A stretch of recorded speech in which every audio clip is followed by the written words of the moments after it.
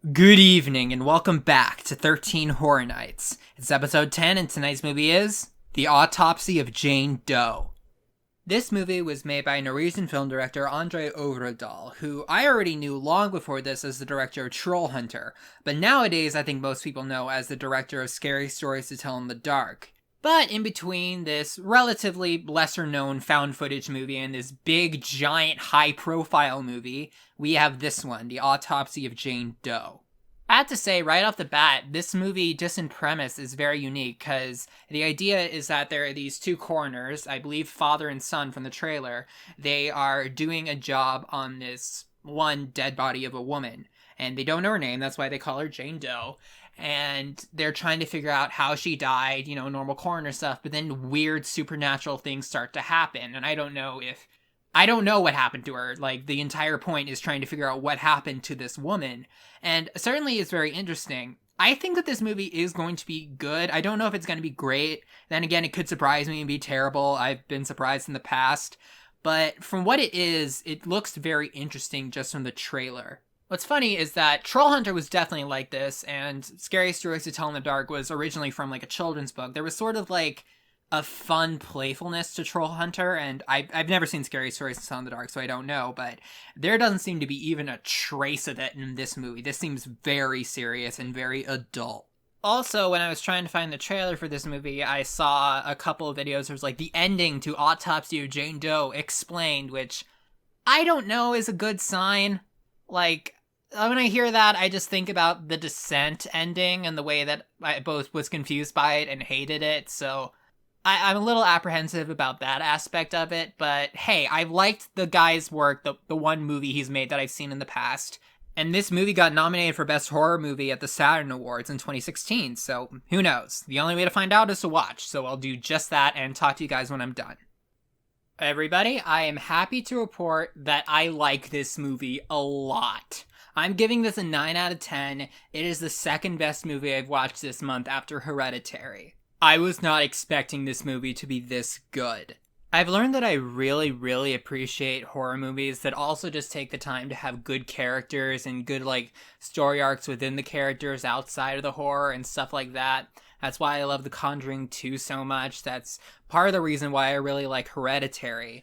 And there is elements of that in The Autopsy of Jane Doe. It is a father and son, and you can kind of see the dynamic between the two. The father is obviously a seasoned vet, and the son is not bad at his job, obviously, but he's still kind of new at it, and when he talks to his girlfriend, and by the way, they didn't have very many scenes together, but those two had really good chemistry. They were really cute as a couple. They discussed that he's planning on leaving, but he doesn't know how to tell his dad about it because he doesn't really want to continue this job because this is like a family business and they own the mortuary and they've been doing this for generations, it seems. But the son, his name is Austin, doesn't really want to do that. He wants to go off with his girlfriend, and there's that type of stuff, and the way that the two of them interact is very father and son and normal and just good. I like the interactions between the two main characters of this movie. And while we're on that subject, we should talk about the titular character, Jane Doe. I could tell this automatically. With the close-ups at the very least, that is not a prop. That is an actual person. I knew there was no way they could actually get a prosthetic to look that real, and it's off-putting how not dead this dead body looks. There are obvious indicators of death. The skin is unbelievably pale, and the eyes are these, blind-looking blue-gray things that don't have any discernible pupil.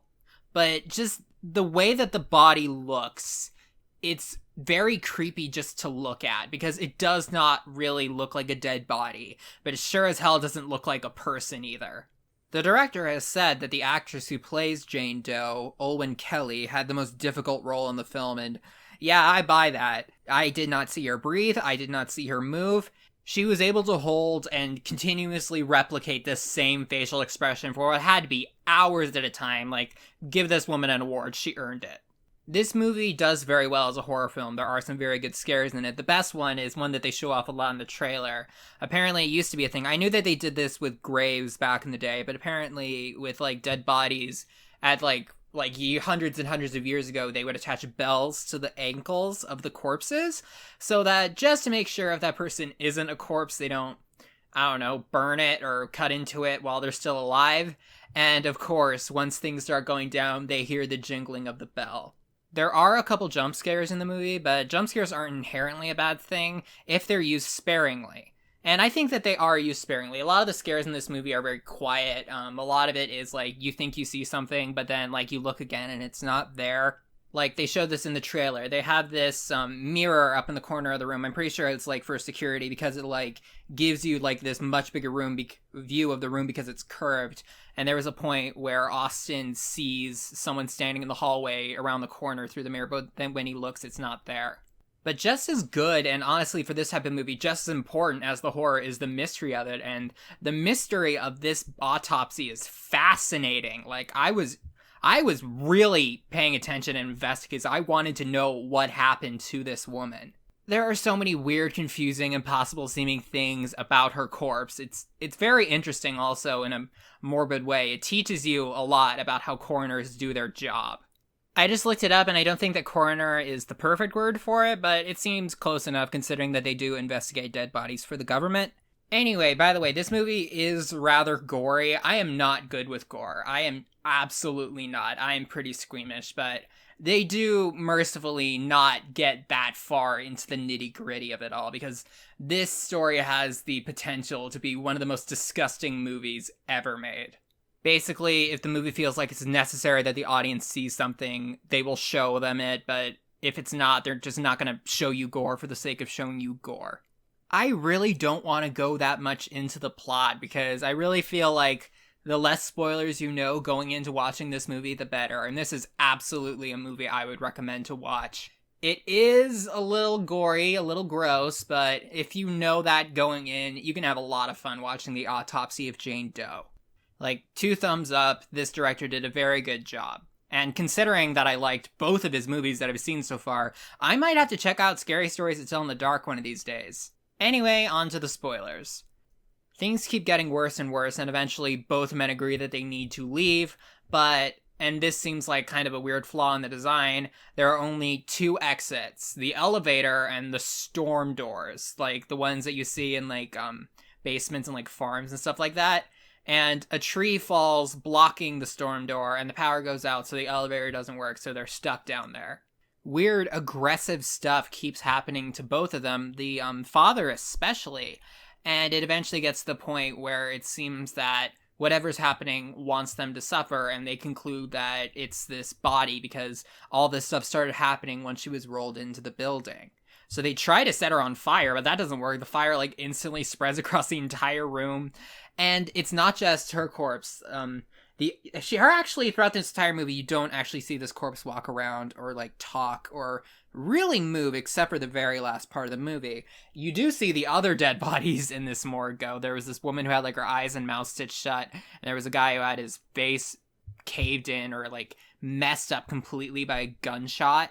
And I think the best scene in the movie when it comes to horror is they're trying to get into the elevator and they hear steps, and like I think every other step is accompanied by a bell ringing, which means one of the corpses are coming, and then it gets closer and closer and they finally get in, and the dad has an axe, and right when it looks like the monster's gonna come in, you very briefly see this horrible gory figure, and then he axes it. But then the elevator opens, and it was the guy's girlfriend who came back to look for him.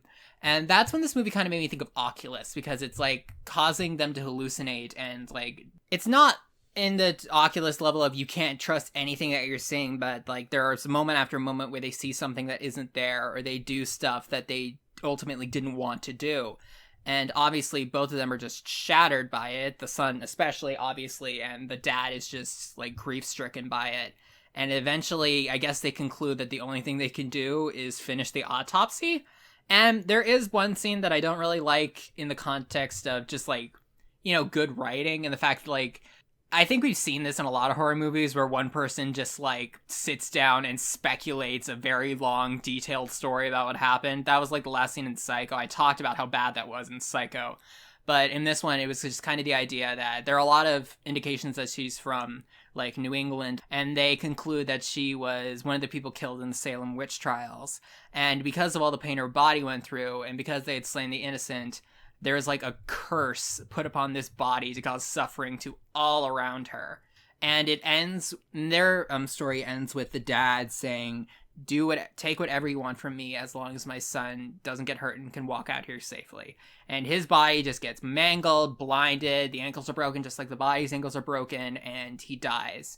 And I thought that it was going to end there, actually, but when the son hears like calls from like the stormtrooper saying open it up, suddenly the voice starts singing a song they keep hearing on the radio, like let the sun shine in, open up and let the sun shine in, and he realizes that this isn't over. And then he sees the dead body of his dad right in front of him, and he freaks out, falls off some stairs, and dies. And as the body is being carried away before that, you see the whole house as a crime scene. And it looks just like the crime scene that they originally found Jane Doe's body in. And you see that this is a cycle that keeps repeating, like death and destruction and misery follows wherever this body goes. And the body gets shipped somewhere else. And in the car, that same song plays on the radio. And you see, I'm pretty sure this is what I saw. I might have been imagining things. As it panned down on the body, I could have sworn I saw her smile just a little bit. And then, like, it ends with on her feet, and then you see one of her toes twitch, and the bell rings, and then the movie ends. Much like with Hereditary, if I had to nitpick, I'd say I honestly kind of would have preferred if it had a happy ending in the regard of, yes, the dad dies a terrible death, but the son is able to walk out alive. And, like, we could consider, like, maybe having the curse continue like that, but instead just have him say, we don't ever want this body again. Get this thing out of here. And then, while it's being shipped to somewhere else, you see that the body's still continuing with the cursing. From beginning to end, The Autopsy of Jane Doe is well-directed, well-paced, compelling, interesting, and just a very good movie. I would definitely recommend it. I liked it a lot more than Troll Hunter, and I thought that movie was good to begin with. So yeah, again, I said in the description for the Hereditary video that finding movies like this is why I do Horror Nights, and this is another example of that. Alright, I'll see you guys tomorrow.